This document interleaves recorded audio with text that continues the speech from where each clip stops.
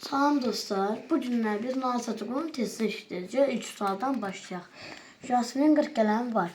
O 4 dostun hər birinə 5 qələm verir. Aşağıdakıların hansı onun neçə qələm qaldığını göstərir.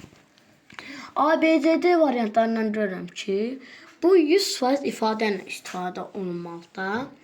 40 qələmi var. O 4 dostun hər birinə 5 qələm versə. Yəni bu da eləyir 4 çıx 4 vur 5.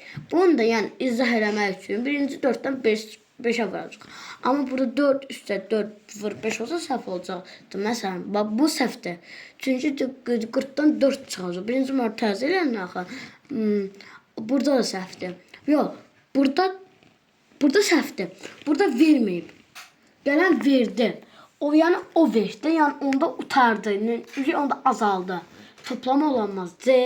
D'ye baxa. 40 üstə 4 vur 5. Burada toplamanın t'si olanmaz. Burada C variantı olacaq. 40 çıx. Özü burada çıxma əməli göstərən qalmaq sözüdür.